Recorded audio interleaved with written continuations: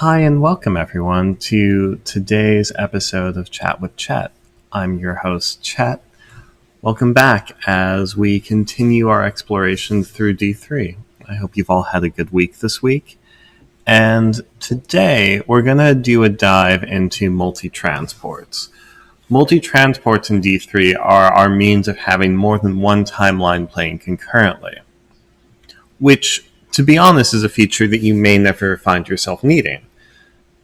D3 didn't have that functionality until R13 or 14 anyway, and it was added specifically for installation work, so they could have multiple timelines that they would crossfade between and be able to bring them up individually.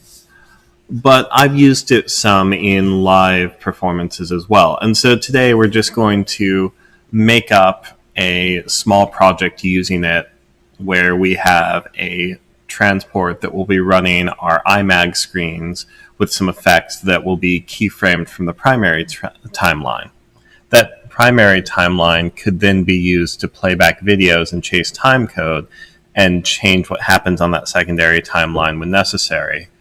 To take this one step further, I would probably give complete control over that secondary timeline to something like Companion, or maybe a lighting console, or even a MIDI bank, so I could change between the looks on the fly and choose what I wanted to, and open those up. But it's a little bit out of the scope of what we're going for today.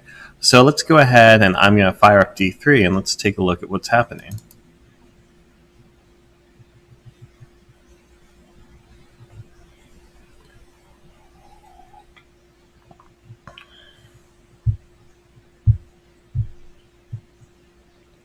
So we're booting into Designer right now. I have a project that I started up just for this. And once it finishes loading, you can see we have our default D3 timeline. I'm going to go ahead up under stage for projectors. Let's just take this projector out because we don't need it, so we can have it out of our way. We'll move Puck out of the way as well. So I'm going to make two LED screens. And you've seen these LED screens multiple times, especially those of you who have taken D3 training. LED left. So we'll set this to be 4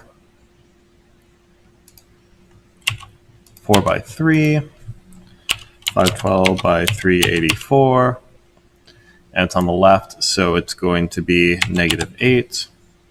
And we'll raise it 3 meters in the air, right like that. And we'll just duplicate this to make LED right.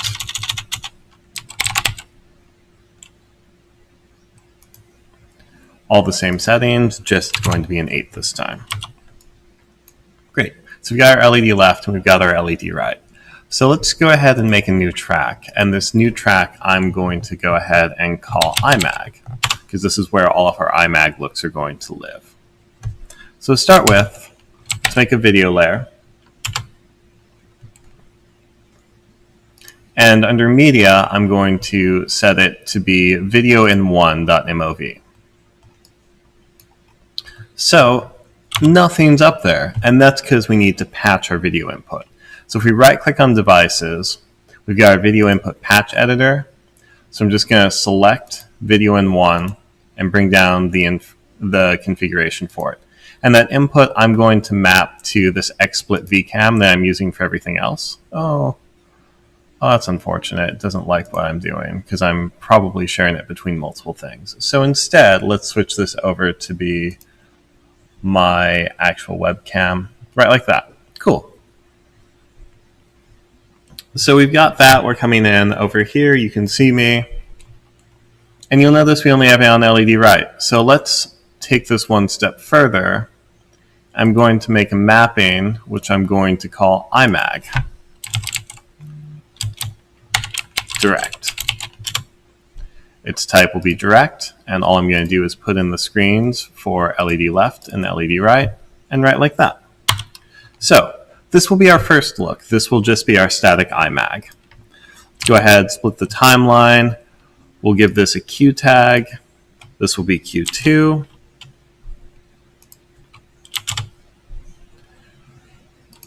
This will be Q1, just so we have them. And so let's make a look with this.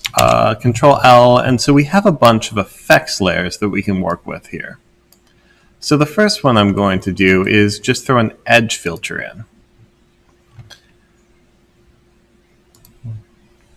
It's mapping to the IMAG, and we'll just left click and drag to assign it, and you can see there we have our edge filter, nice and easy. We can adjust the strength of it. Beautiful. I'm just going to keep dragging my IMAG layer across so that we have access to it for everything else. Again, let's look at the effects. Let's throw a kaleidoscope in. Again, Alt drag to assign it, right like that. And so now we have just a simple kaleidoscope look. I can give it a little bit of rotation speed. Right like that. I can repeat it multiple times. Right like that. Let's give ourselves one more look. We'll do a...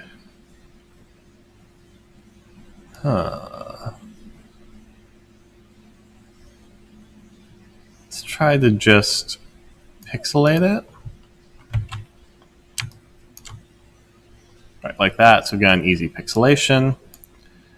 And let's take this one step further. Let's take that pixelation and put it into an edge detect.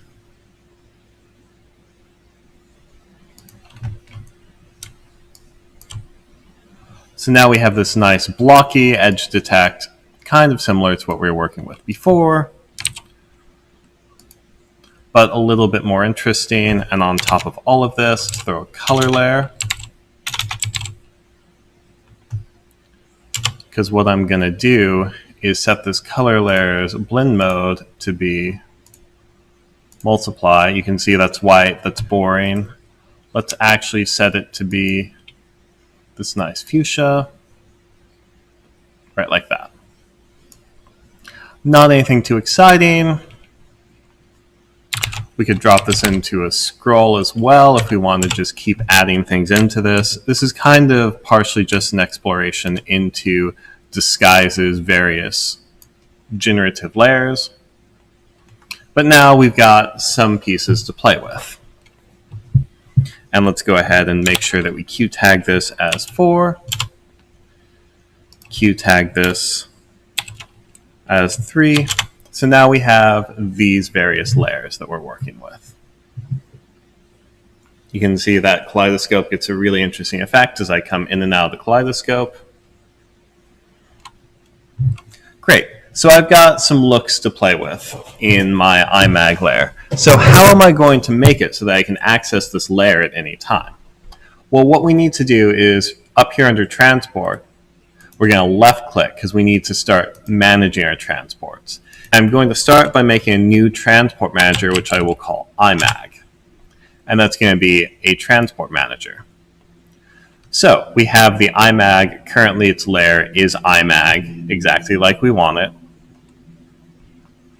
And we're going to make a second transport, which we're going to call multi. And this will be a multi-transport manager. Basically, we're going to stack transport managers on top of one another so that we can do all of this. So I'm just going to go ahead and call this multi. We've got our multi-transport manager. Under configure, this is where we can add multiple transport managers in.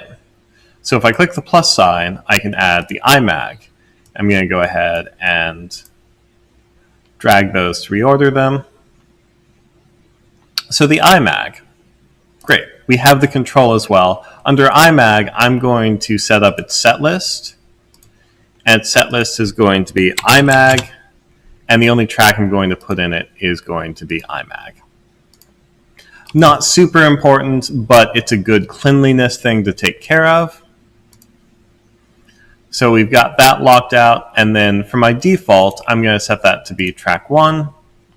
Cool. So you can see IMAG is currently at the start. If we take it to its next track, We've got the edge detect. Next track, we've got that kaleidoscope. So we've got our looks there that we can pop between. So that's half the battle. I'm going to go ahead and make a video chevron layer because I have no content in this, and we'll map this to the center screen.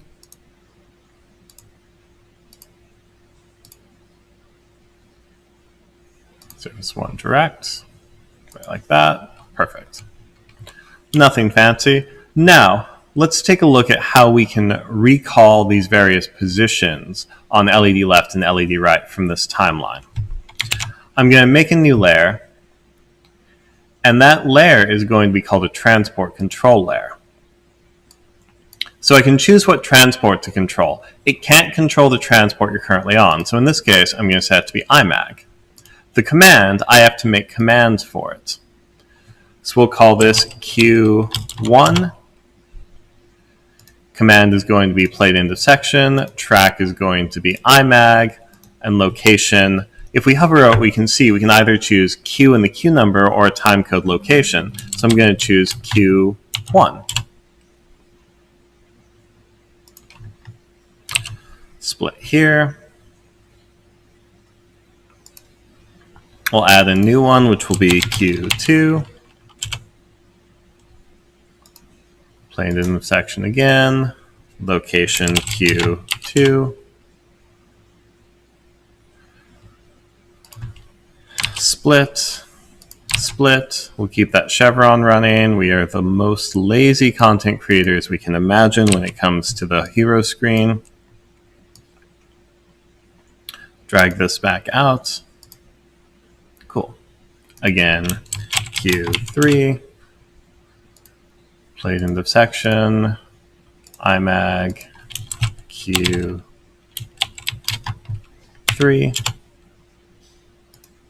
Did I do that right on? Yeah. And then we can come here. We could actually just duplicate Q3 to make Q4. And we'll just set that to be Q4. Perfect. We can also set the crossfade duration for each of these. I have them set to default, which means that if I come back in my transport manager and left click on IMAG, I can set this track to have a default special settings, crossfade duration on. Crossfade duration, we'll just give it 3 for the entire thing. So now if I come back in to multi-transport, we'll just stick EU open. Let's go back to our default. So now, if I hop back here, you can see I'm already crossfading between everything over the 3 seconds that I've set.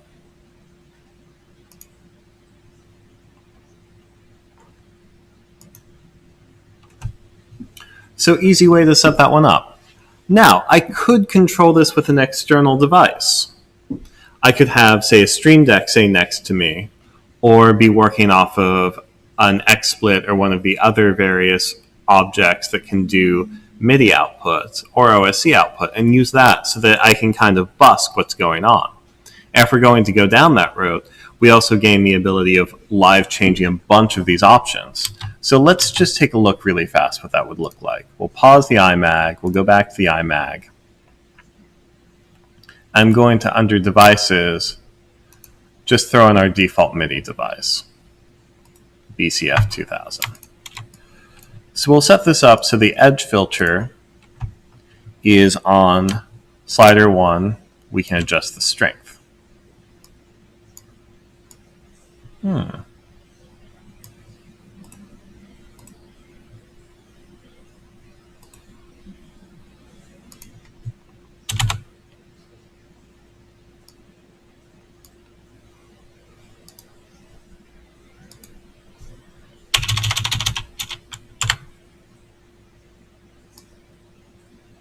Oh, interesting. Oh, because the device isn't in there. Now if we add the device, there we go. So now we can adjust that live on the fly. Kaleidoscope, we can add in control over our rotation speed. Notice you can get to go very fast and get very dizzy with this, so you have to be careful. Or we can adjust our rotation speed to the min maximum. It's only going to be something like -10 to 10. So now we have a much fine-tuned control over it. And we can control a lot of these features in that. This is controlling our original edge detect, so we can have that control whatever we want, or leave it blank, use individual faders for each. We'll control the pixelate here. For the edge filter, we could actually leave that alone. I kind of like the static look of the edge filter. Leave the scroll alone, but then control the color XY here as well. Boom. What did I do that? We'll set these as the last two faders, like that. And so now I can adjust these and live change what color we're working with. So it's a really quick way to do a little bit of busking control with it. Fairly simple. It doesn't have to be complex. Let's move you out of the way, and you can see as we hop around, we will still go between all of our various looks, just like that. So this is something I use multitransport for, or one of my more common uses for it is it's going to be basically master masks and master things that I want running all the time. But I also want to be able to adjust and change. So a good example of where I used this was for Madonna's last tour. We had a multi-transport so that we could throw masks that had to track through the entire show in, and also wipes that would come in, because we had a gradient wipe that would basically take out all of the screens whenever they brought in the front curtain, because the front curtain itself wasn't physically sized large enough to cover all the depth. So we used a gradient. We could adjust the soft edge. We could change its timings. It gave us a little bit more flexibility there. And when we would have to change out those masks, they could be changed out there in every venue, and we wouldn't have to touch it again. But also, as we continued along, we realized, oh, hey, we need those masks to disappear for this moment. So we just built another cue in the multi-transport where the masks are faded out. We jump to it in that song, and we come back. The way that we program most concert tours, if you're not in a sock puppet workflow, is one timeline per song, or per timecode chunk. And that was a little bit problematic for us looking at trying to do these masks to track through the whole time, because we had 18 songs or however many that were performed, which meant that we'd have to make that change everywhere, or we could just have it as the master layer and go to different looks. So really helpful, nice way of improving your workflow, making things faster. You could also throw things like projector control in there. That way that you can have only a couple cues of, oh, I want my projectors out. Let's hop to the projectors out cue. Let's hop to the open dowsers cue. So nice short tutorial about the multi-transport. I hope that this was enlightening to everyone. I find there's a lot of power and flexibility in multi-transport, and I find it a very useful feature inside D3. We keep it a little bit shorter today. We'll be back next week with another interview, and I hope everyone's having a great day. If you have any comments about it, please leave in the comments on the video, and if not, hope to see you again next week.